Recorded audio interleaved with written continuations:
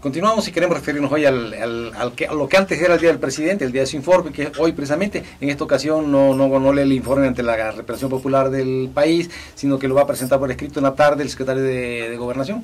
Así es, esta ya ha sido, bueno, una medida que se ha tomado, y la verdad es que también es algo que a raíz de que pues asume la oposición la presidencia, ha tomado arraigo, ya que pues también era un encono, ¿no? Un enfrentamiento muy duro con la legislatura. Calderón sí fue a la legislatura en su primer año, la legislatura federal, y bueno, él ha mencionado que le gustaría dialogar con los diputados, pero que ellos no lo invitan.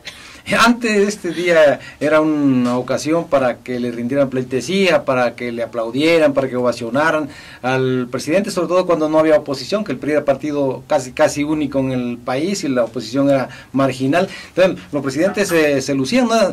Es una obligación constitucional de informar, de rendir cuenta. Sin embargo, en la práctica esto se distorsionaba, incluso se pervertía, porque ya no se trataba de rendir cuentas, sino más bien de que lo aplaudieran, de que lo elogiaran, que lo adularan los propios diputados, todos del PRI, todos con intenciones de ascender en su carrera política, y ese ascenso generalmente dependían del presidente de la República, ¿no? Entonces no tenía que ver nada con rendición de cuentas, tenía con una ceremonia de culto a la personalidad incluso, ¿no? Así es, y bueno, la verdad es que también pues los diputados lamentablemente han dado show, sobre todo a nivel federal, han pues generado que la gente prefiera no ver ese clase de circos cuando rendían su informe y por ahí andaban haciendo mil cosas, ponerse orejas de burro, en el caso incluso del expresidente que tuvimos, cabezas de animal, pero lamentablemente pues ellos también han generado una mala imagen. Pero bueno, Calderón cumple 5 años en el gobierno, se habla de muchos pendientes, principalmente también en seguridad pública, en empleo y en otras cuestiones. El caso de Calderón es también digno de estudiarse porque efectivamente su gobierno tiene obra, como lo estamos viendo en la televisión, cuando habla de que hicimos estos hospitales, hicimos esta carretera, hicimos tantas obras de infraestructura. No son falsas y no pueden ser falsas la información, porque si no fuera cierto, la oposición, especialmente el PRI y el PRD, le traen diciendo no es cierto, no hiciste eso, quiere decir que sí es cierto, pero tiene un problema de comunicación y de falta de credibilidad, desde luego, porque aunque digan lo que digan, no le cree, la gente se va por lo que está viendo inmediatamente, y en este sentido pues sí es difícil su rendición de cuentas, porque al final de cuentas queda la impresión de que ha hecho muy poco. Así es, y bueno, llega finalmente pues en una situación muy difícil para el país, económica, en cuanto a empleo, pero sobre todo en cuanto a violencia y seguridad pública.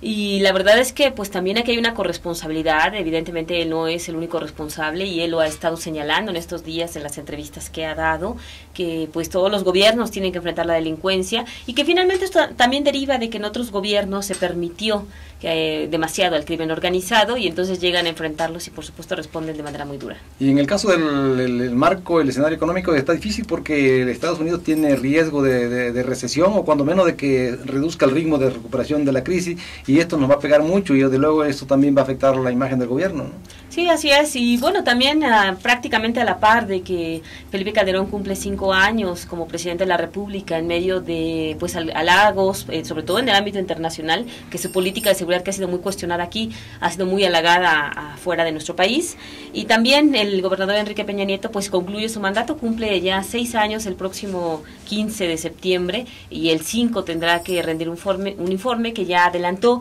que por primera vez en este sexenio pues no va a la legislatura, que lo va a mandar por escrito con el secretario general de gobierno.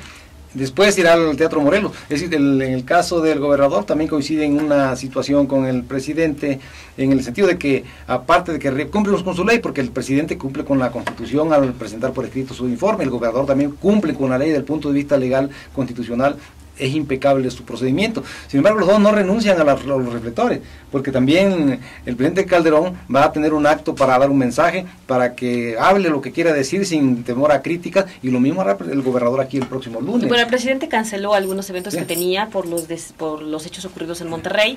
En el caso del gobernador Enrique Peña Nieto es más criticable porque él cuando llegó se comprometió a que iba a la legislatura, que la relación iba a ser muy distinta a su antecesor, Arturo Montiel, quien siempre prácticamente, excepto el primer año, después despreció a los diputados y no acudió ni siquiera a la instalación de la legislatura, que ahí la ley sí establece que tendría que ir, pero bueno. Ahora, bueno, vamos a ver el próximo lunes, pues los diputados por un lado estarán dando posicionamientos con la ausencia del gobernador y después el mandatario pues ofrecerá un mensaje político ante sus amigos y toda la gente que acudirá a aplaudirle, ¿no?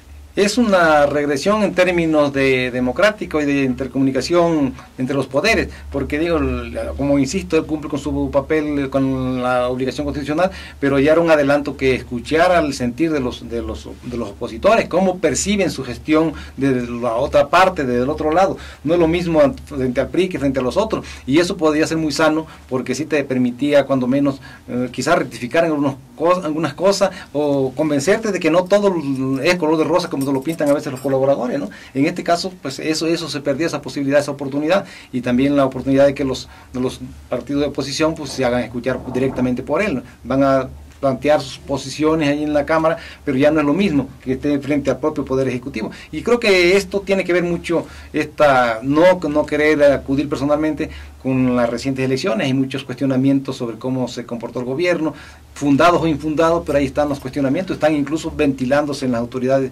jurisdiccionales electorales federales. Entonces yo creo que esa es una de las razones por la cual no van. Y bueno, la verdad es que se le había reconocido mucho a Peña esa disposición que tenía de ir, incluso de que en algún momento permitió que le hicieran preguntas. La verdad es que eso fue histórico.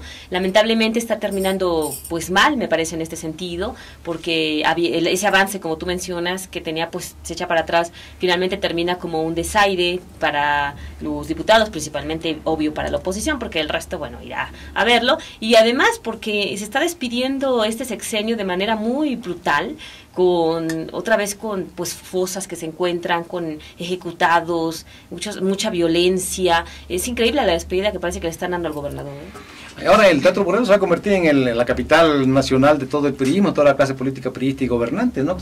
Va a congregar gobernadores, líderes nacionales del PRI, diputados federales, senadores. Bueno, va a ser la capital del PRI aquí el Teatro Borrego el lunes, ¿no? Sí, ahí estarán pues todos los que son sus amigos, los que dicen de sus amigos y los que quieren ser, por supuesto, sí, o los que buscan algún cargo. Y bueno, rápidamente nada más mencionar que pues el priista y coordinador de la fracción mexiquense de la Cámara de Diputados Federal, Emilio Choife, va a ser el presidente de la mesa directiva. Esa es otra señal más de que el avance que está teniendo las aspiraciones presidenciales del gobernador Peña Nieto al interior del PRI. La influencia, una posición relevante, no se explica sin esa influencia, sin esa casi ya entrega absoluta del poder del PRI al gobernador Peña Nieto, ¿no? Es una posición relevante que seguramente la que hicieron muchos políticos destacados. Choife es un político muy experimentado, muy hábil, y pues ya fue gobernador, fue secretario de Gobernación, fundó el PRI, el IFE, entonces merece esa posición, pero creo que otros también la merecían y no se la dieron, porque él es ya llegado del gobernador. Es diputado federal precisamente por la tierra del gobernador, ¿no? Es un hombre muy inteligente, por supuesto, pero también es un hombre muy cuestionado en el ámbito político. Y bueno, ahí está, seguramente no es la gente más cercana a Enrique Peña, por supuesto, pero bueno, ha hecho buenas negociaciones con él, supongo. Puede ser también un pago de favores en ese caso, porque él no era de la corriente más cercana al actual gobernador. Sin embargo, bueno, ya está ahí como coordinador y seguramente operando pues a favor del Estado de México y del PRI, por supuesto. Así es. Como debe ser, ¿no? Bueno, pues vamos a un corte y regresamos con otros temas.